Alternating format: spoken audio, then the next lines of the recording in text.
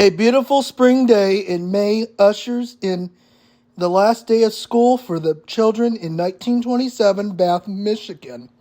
Without any warning, an explosion collapsed the school to the ground. Immediately, screams and sounds of pain and smoke filled the air. Panic, disbelief, and mayhem becomes the whole town because of an angry madman wishing harm to his fellow community.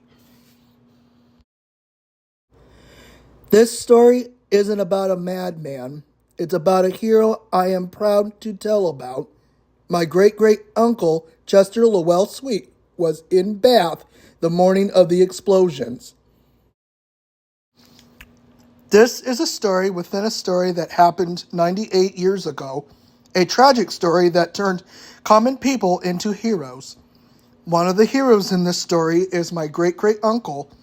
This story is not that well known, but has been infamously branded the deadliest school bombing in U.S. history.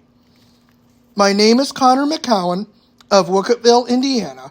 My grandmother, Darlene McCowan, was a Sweet family member. Our story begins with her father's family, Ronald Sweet, in a small town in Michigan. Bath Township is a small community located 10 miles northeast of Lansing, Michigan, and contains the village of Bath. In 1922, Bath voters voted to form a district for the purpose of funding and constructing a consolidated school. There were 236 students enrolled when the school opened, ranging from the 1st to 12th grades. The grades could be age divided into classes, and the facilities could be of a higher quality. After years of debate, Bath Township created the school district and raised property taxes to pay for the new school. As a result, new taxes were imposed on landowners. Andrew Kehoe was born on February 1st, 1872, in Tecumseh, Michigan, to Philip Kehoe and Mary McGrovin Kehoe. He was the youngest out of 13 kids. His mother died when he was 18 years old. His father remarried to Frances Wilder. He and his stepmother did not get along throughout those years. Kehoe attended Tecumseh High School and Michigan State University in Lansing, Michigan. After college, Kehoe moved to St. Louis, Missouri to become an electrician and a lineman for several years. In 1911, Kehoe suffered a head injury from a fall at work in which he was in a coma for 2 weeks. Kehoe moved back to his father's farm in Michigan after waking up from his coma. On September 17, 1911, Frances Kehoe's stepmother was severely burnt from a stove explosion. The fuel was saturated on her body and she burnt to death. Frances died later from her injuries. Investigators believe that Kehoe may have caused the incident, but no arrests were made. In 1912, Kehoe married Ella Nellie Price in Lansing, Michigan after he met her in college. In 1919, Kehoe and his wife bought a 185-acre property just outside of Bath on Clark Road that belonged to Nellie's uncle and aunt. Kehoe was elected in the school board in 1924. He was also a school bus driver at the Bath Consolidated School. He had been arguing with Superintendent Emery Huck because of how much his taxes were being raised. In 1925, he was the township clerk for a short period of time and was defeated in the spring of 1926, and he was angry by the public debate.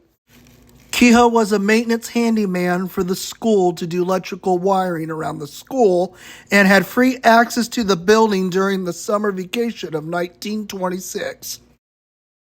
In June 1926, Kehoe learns that his mortgage on his farm was going to be foreclosed. From mid-1926, he began buying more than a ton of Pyretol and a densionary explosive used by farmers during the era for excavation and building debris. In November 1926, he drove to Lansing, Michigan to buy 2 boxes of dynamite at a sporting goods store. The dynamite was also commonly used farms, so his purchase of small amounts of explosives at different stores also in Lansing. Neighbors reported hearing explosives set off on the farm, with one even calling Andrew Kehoe the dynamite farmer.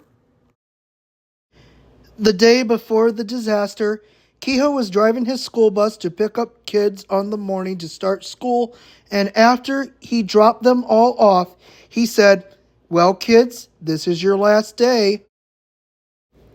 On the evening before the disaster, on May 17, 1927, Andrew Kehoe hit his wife Nellie with an unknown object or a mallet and killed her.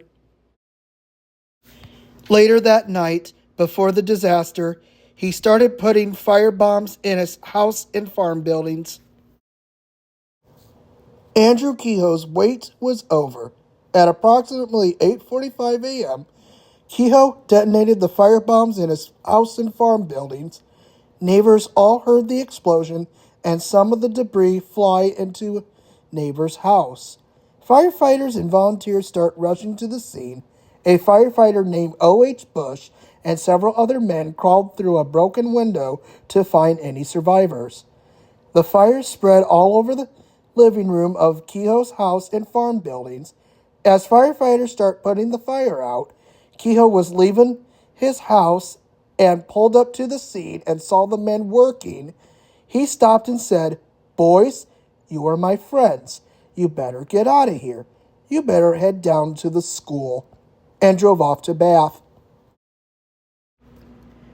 At the Bath Consolidated School, classes began at 8:30 that day. It was their last day of school before summer vacation. Kehoe set an alarm clock in the basement by the dynamite and Pyretol. At 8:45 a.m., by the time class started 15 minutes, the north wing of the school exploded. Eyewitness reported Kehoe drove up to the scene of the school. He saw the superintendent Emory Huck and called him over to his truck. When Huck approached Kehoe's truck, he frantically asked for help to get ladders and ropes to remove debris to help save any survivors. As he stepped into Kehoe's running board, Kehoe said, "All right, I'll take you with me." Huck suspected something was not right with the way Kehoe was acting and smiling. Huck said, "Did you have something to do with this?" A struggle ensued with a rifle that Kehoe had in the truck. When the shot went off, the truck exploded. It was later learned that Kehoe loaded screws and small metal pieces and dynamite in the back seat of his truck.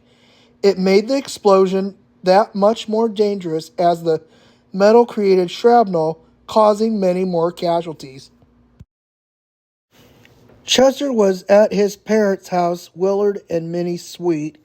He was helping his father outside farming when they heard the loud explosion. As they made their way into town, total chaos was unfolding.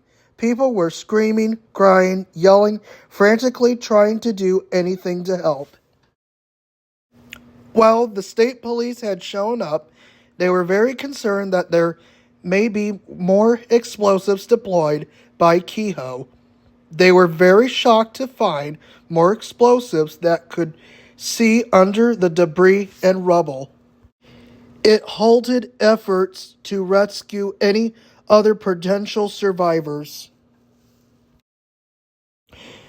Donald McNonington and Ernest Holderman were 2 state police on the scene that were apparently too large to get into the debris and rubble to retrieve the explosives. Chester volunteered to retrieve the dangerous explosives. He crawled in and out of the collapsed school remains to pull out more than 500 pounds of pyritol and dynamite. He was 18 years old and very brave. He did it without regard for his safety and just wanted to help any way he could. He most undoubtedly saved many more lives by helping to retrieve the dangerous explosives.